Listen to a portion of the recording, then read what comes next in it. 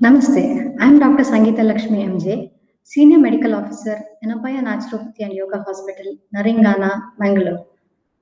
In this session, we will be learning about the concepts and the differences, the benefits and the disadvantages of general yoga sessions and yoga therapy sessions.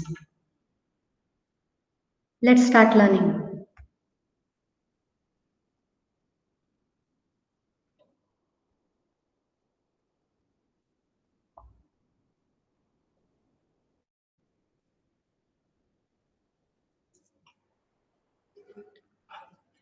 As we all know, yoga is an ancient science and wisdom that deals with bringing harmony between the body and mind. Today, yoga is being popularized throughout the world, and everyone wishes to learn and practice yoga. Almost each one of us wants to learn yoga. We take it as an option to stay healthy, to stay happy, to become stress free, to lose weight, to stay fit as a fitness option, and most importantly, the current interest of all the people is to cure diseases through yoga, that is, yoga therapy. Yoga as a therapy is slowly coming into confidence among the minds of the people.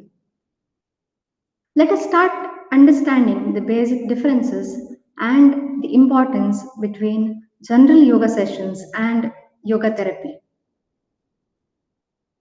As you all know, general yoga sessions means a group, a led class where many of us, maybe 10, 20, 30, or 50 people, practice together the same practices in a team spirit and in a group.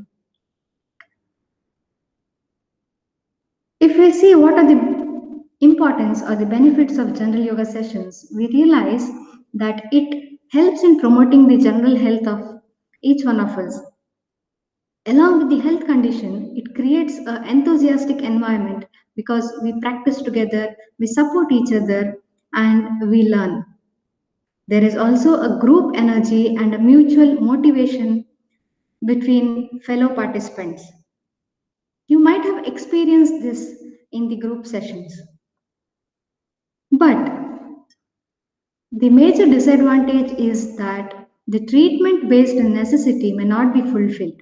For example, if you're suffering from back pain, or if you're having asthma or migraine or any such kind of health problems, general health sessions may not target your diseased condition.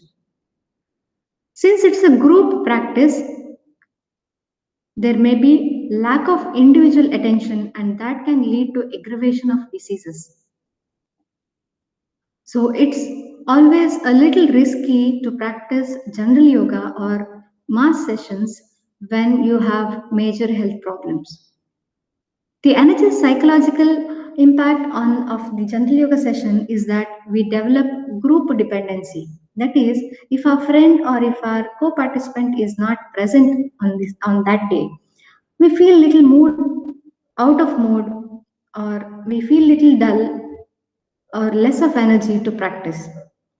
And due to this, there may be a reduction of interest in the due course of time. So maybe we are more enthusiastic when we start learning or attending the general yoga sessions, but maybe in a month or two, we feel less of interest. But when we think of yoga therapy, the major advantage is that our individual goals are targeted. Let us try to understand the definition of yoga therapy. As per the International Association of Yoga Therapy or Yoga Therapists, yoga therapy is defined as the application of yogic principles to a particular person with the objective of achieving the physiological, psychological, behavioral, or spiritual goal. It is important to note that all our necessities may be physiological, which means any of the health problems of our body.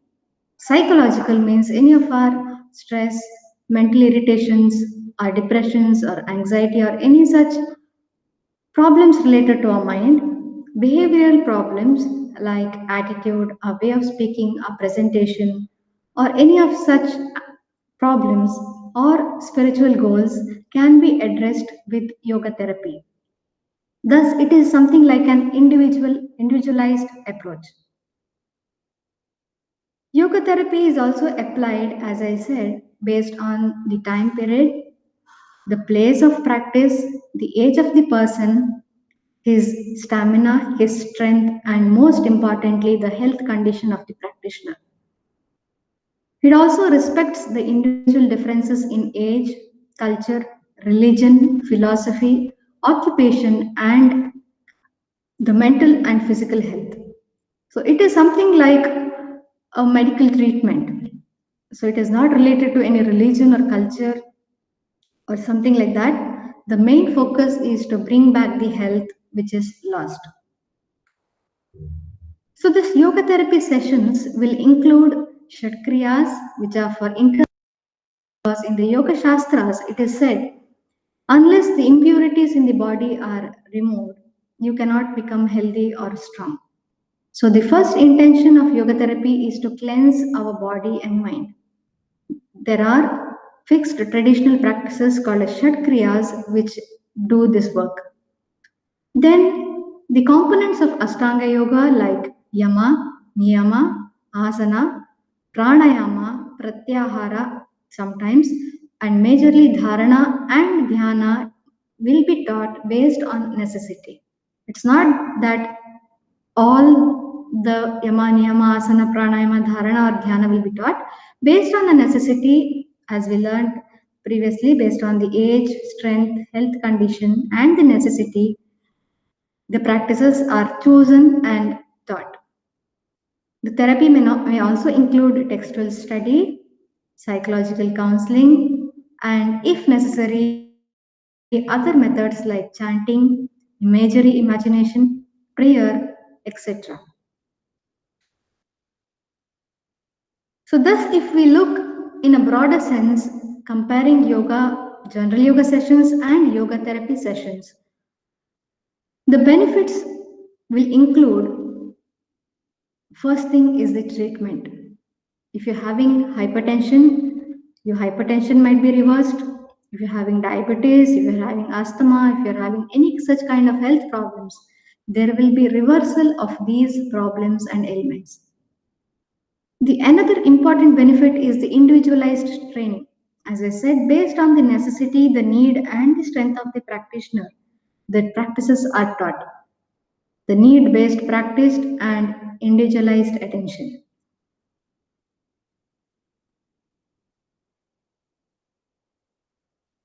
When compared to general yoga, the yoga therapy sessions will develop independency because your health condition, your diseases is different to each any other person. So your yoga therapy practices are for you.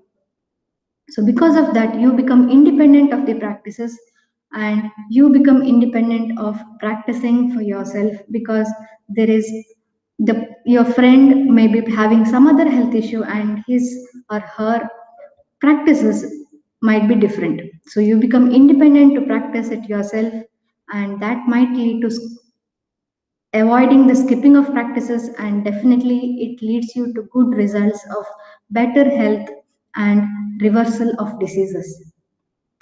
Along with that, there is a cultivation of swadhyaya. With the self practice, independent practice, we learn to know about ourselves. We learn what we are, what is our flexibility, what is our breathing speed, how fast we breathe, how slow we breathe, and how disturbed we are or how calm we are in our mind.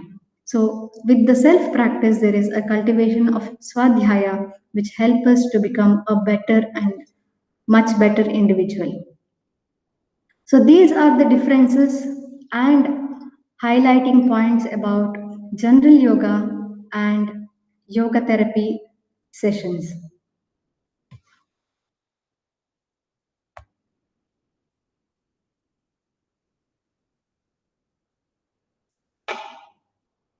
I hope all of you are have got a clear idea about what is general yoga, what is yoga therapy, and I leave it to you to decide what should be practiced and what you should opt.